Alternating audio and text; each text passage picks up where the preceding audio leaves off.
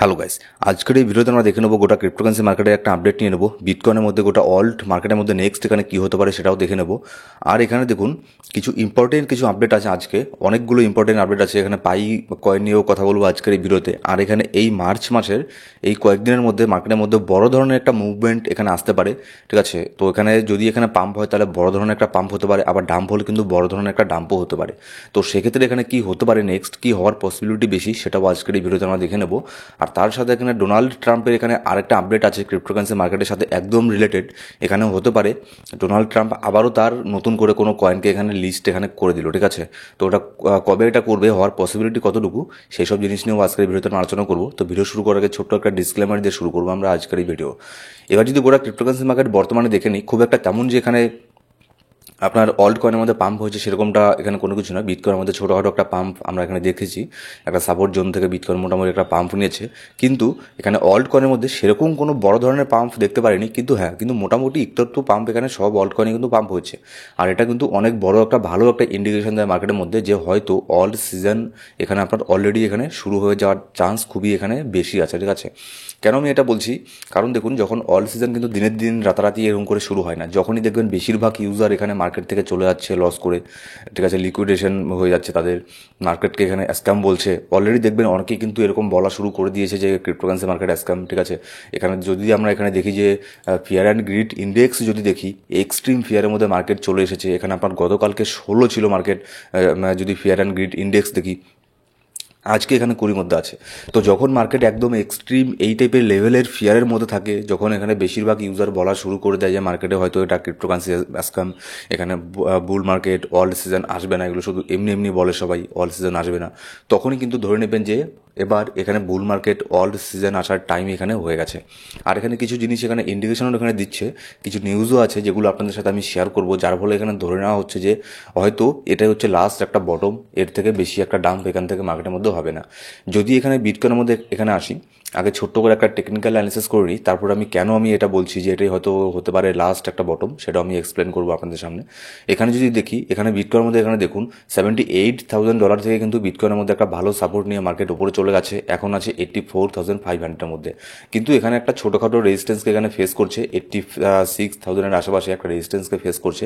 এটাকে ব্রেক করলে কিন্তু, যদি এখানে ডেইলি ক্যান্ডেলের মধ্যে দেখি, ডেইলি ক্যান্ডেলের মধ্যে এখানে যদি এটাকে ব্রেক করতে পারে 86,000, এই রেঞ্জটাকে যদি ব্রেক করে, ঠিক আছে, তাহলে নেক্সট এখানে এটা চলে যাবে 91,000 পর্যন্ত এখানে প্রাইস চলে যাবে, ঠিক আছে। কারণ তার তার আশেপাশে এখানে খুব একটা বড় ধরনের এখানে কোনো রেজিস্ট্যান্স এখানে নেই, যেরকমটা আমি এর আগের ভিডিওতে আপনাদেরকে বলেছিলাম। এখানে মাঝখানে কিছু একটা রেঞ্জ আছে যেখানে খুব একটা বেশি সাপোর্টও নেই, আবার খুব একটা বেশি এখানে রেজিস্ট্যান্সও নেই। তো সেই জন্যই 86-91K পর্যন্ত এখানে সেরকম কোনো বড় ধরনের সাপোর্ট রেজিস্ট্যান্স কোনো কিছু নেই। হাইলি চান্স থাকবে এখান থেকে মার্কেট পাম্প হয়ে 91,000-এ চলে যাওয়ার। কিন্তু এটা যাবে কিনা সেটা ডিপেন্ড করবে কিছু মার্কেটের মধ্যে আপডেট আছে, কিছু নিউজ আছে তার উপরে। এবার সেখানে যাওয়ার আগে, মার্কেটের নিউজ আপডেটে যাওয়ার আগে এখানে টেকনিক্যাল অ্যানালিসিসের মধ্যে যদি এখানে দেখি যে এবার কিন্তু টেকনিক্যালের দিক থেকেও যদি আমি এখানে দেখি, তাহলেও কিন্তু এখানে দেখা যাচ্ছে যে ডেইলি ক্যান্ডেলে যেটা আপনার যে ক্যান্ডেল ক্লোজ হয়েছে গতকালকে, সেটা কিন্তু একটা বুলিশ ক্যান্ডেল, ঠিক আছে। তো যার ফলে এখান থেকে হাইলি চান্স থাকবে মার্কেট এখান থেকে পাম্প হয়ে ওপরে যাওয়ার। এবার যদি এখানে সাপোর্ট দেখি, তাহলে সাপোর্ট এখানে আমরা দেখে নেব যে বর্তমানে 200 ডেইলি মুভিং অ্যাভারেজ, যেটা আমাদের আগে অনেক বড় একটা রেজিস্ট্যান্স ছিল, এটাই এখন আমাদের জন্য একটা সাপোর্ট হয়ে দাঁড়াবে। $82,000 মধ্যে মোটামুটি ভালো একটা সাপোর্ট এখানে আছে। এবার এখানে দেখুন, তার মানে এই না যে মার্কেট উপরে যাবে বলে এখান থেকে মার্কেট উপরে যাবে। হতে পারে মার্কেট এখান থেকে আবারও একটু প্যানিক করার জন্য, সবাইকে যারা বেশি লেভারেজ নিয়ে ট্রেডিং করছে তাদেরকে লিকুইডেশন করার জন্য $2-3 হাজার আরেকটা ডাম্প হলো, 82K পর্যন্ত আসলো। কিন্তু এখানে এসে আবারও বাউন্স ব্যাক নিয়ে এখানে আপনার ওপরের দিকে এখানে চলে গেল, ঠিক আছে। তো এই জিনিসটা মার্কেটের মধ্যে নেক্সট এখানে হতে পারে। এবার যদি এখানে ইটিএফের মধ্যে দেখি, ইটিএফের মধ্যে কিন্তু গতকালকে এখানে ইটিএফের মধ্যেও যদি এখানে দেখি, এখানে তাদের মধ্যেও এখানে সেলিং প্রেশার এখানে হয়েছে। তবে গতকালকে খুব একটা বেশি সেলিং এখানে হয়নি, কিন্তু আজকে আর নেক্সট ডে কালকে ইউএসের মধ্যে থাকবে এখানে হলিডে, যার ফলে এখানে ইটিএফও বন্ধ থাকবে। আর এখানে যারা বড় বড় ট্রেডার আছে তারাও কিন্তু মার্কেটের মধ্যে থাকবে না, ফলে মার্কেটের মধ্যে ভলিউমটা একটুখানি কম থাকবে। এবার সেজন্যই এই 2 দিন আমাদের কাছে একটা চ্যালেঞ্জের বিষয় হয়ে যাবে যে $82,000 এটাকে ধরে রাখতে পারে কিনা। কারণ এখানে আছে আমাদের 200 ডেলি মুভিং অ্যাভারেজ, যেটাই হোক না কেন 200 ডেলি মুভিং অ্যাভারেজ এটার ওপরে যাতে মার্কেট এখানে থাকে, ঠিক আছে, এই 2 দিন। কারণ এই 2 দিন একটুখানি ভলিউম এখানে কম হবে। এবার দেখুন মার্কেটের মধ্যে কীরকম করে এখানে আপনার ম্যানিপুলেশন হয়, কীরকম করে এখানে মার্কেটের মধ্যে সবাইকে প্যানিক করে দিয়ে এখানে আপনার সেলিং প্রেশার একটা ক্রিয়েট করা হয়। এবার সেলিং প্রেশার ক্রিয়েট করার পরে তারপরে যারা বড় বড় এখানে আপনার ইনস্টিটিউট আছে যেমন হচ্ছে ব্ল্যাক রক, তারাই এখানে আবারও নতুন করে এখানে ডিপের মধ্যে এখানে বাই করে। যখন এখানে সবাই সেল করেছিল তখন কিন্তু এখানে দেখুন এই যে জোনটা আছে এখানে যখন প্যানিক হয়ে সবাই সেল করছিল এখানে $80,000 $79,000 এখানে যখন সবাই সেল করছিল তখন কিন্তু ব্ল্যাক রকের মতো বড় বড় কোম্পানি তারা এখানে বিটকয়েনকে অ্যাড করছিল। এখন নতুন করে গতকালকে আরেকটা এখানে নিউজ এখানে বের হয়ে আসছে যে ব্ল্যাক রক এখানে বিটকয়েনের ইটিএফকে এখানে $150 বিলিয়ন পোর্টফোলিওকে এখানে আপনার অ্যাড করবে। মানে ভাবতে পারছেন $150 বিলিয়ন, মানে কত মানে হিউজ পরিমাণে একটা ফান্ড এখানে আপনার ব্ল্যাক রক এখানে অ্যাড করতে যাচ্ছে বিটকয়েনের ইটিএফের মধ্যে। তাহলে ভাবুন এভাবেই কিন্তু মার্কেটের মধ্যে এখানে ম্যানিপুলেশনগুলো হয়। এই ব্ল্যাক রকের মতো কোম্পানি যারা বড় বড় ইনস্টিটিউট আছে তারাই কিন্তু মার্কেটের মধ্যে এক্সচেঞ্জের সাথে হাত মিলিয়ে তারাই কিন্তু মার্কেটের মধ্যে ডাম্প করায়। এবার যখন এখানে যারা রিটেল ইউজার আছে তারা এখানে কম দামে যখন বিটকয়েনকে সেল করে দেয় কিংবা অন্যান্য ভালো কয়েনকে সেল করে দেয় তখন কিন্তু এই সব কোম্পানিগুলোই কিন্তু আবার নিচের মধ্যে তখন এখানে বাই করে, ঠিক আছে, কম দামে। আবার যখন এখানে মার্কেট তাদের বাই করা হয়ে যায় তখন তারা এখানে মার্কেটের মধ্যে এখানে আপনার নিউজ সার্কুলেট করা শুরু করে দেয় যে এখন তারা এটা করবে, এখন তারা সেটা করবে, মানে সব ধরনের পজিটিভ নিউজগুলোকে মার্কেটের মধ্যে নিয়ে আসে। তো এই সব জিনিসগুলো কিন্তু মার্কেটের মধ্যে হয়ে থাকে। আর এই জন্যই আমি যখন মার্কেট ডাম্প হচ্ছিল আমি বারবার বলেছি আমাদের টেলিগ্রাম গ্রুপে আপডেট দিয়ে যে সেল করবেন না, ডোন্ট সেল। তো এরকমই আরও ইনস্ট্যান্ট আপডেট পাওয়ার জন্য অবশ্যই আমাদের টেলিগ্রাম গ্রুপে গিয়ে জয়েন করে নেবেন। ডিসক্রিপশন বক্সের মধ্যে প্রথম কমেন্টের মধ্যে সব ধরনের লিঙ্ক পেয়ে যাবেন।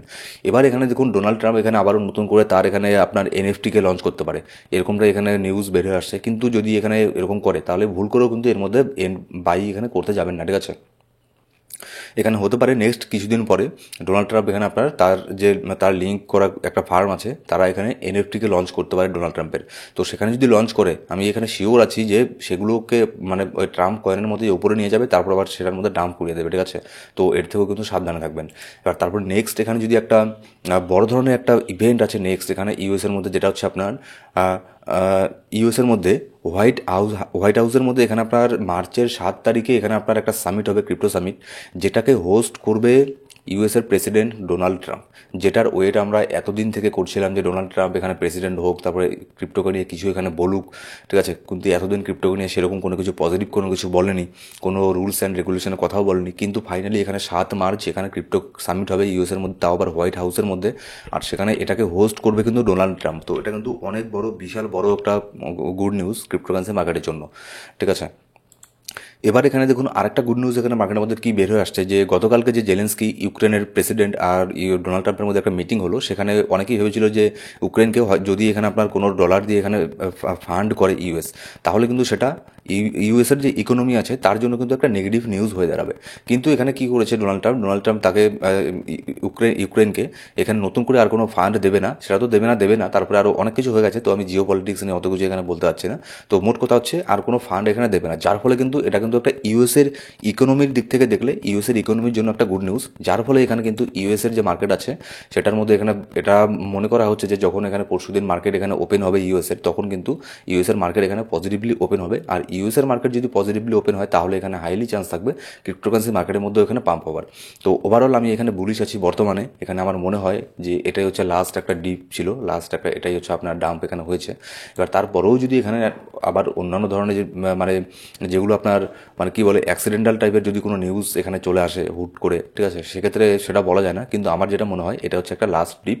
এবার নতুন করে এখানে আপনার যখনই ইউএসের মধ্যে 7 তারিখে দেখা যাক এখানে কি হয়। হ্যাঁ, তবে এখানে 7 মার্চ এই ডেটটা আমাদেরকে লক্ষ্য রাখতে লাগবে যে ডোনাল্ড ট্রাম্প এখানে কী স্টেটমেন্ট দিচ্ছে, তার কথা বলাও যায় না, মানে তাকে প্রেডিকশন করা যায় না ডোনাল্ড ট্রাম্পকে, ঠিক আছে। যদি ক্রিপ্টোকে নিয়ে উল্টোপাল্টা নেগেটিভ কিছু বলে দেয় তাহলে কিন্তু মার্কেট আবারও সেখান থেকে ডাম্প করবে, সেখানে যেটাই হোক না কেন, ঠিক আছে। তো 7 তারিখে কিন্তু মার্কেটের মধ্যে অ্যাক্টিভ থাকবেন। Thank you so much guys.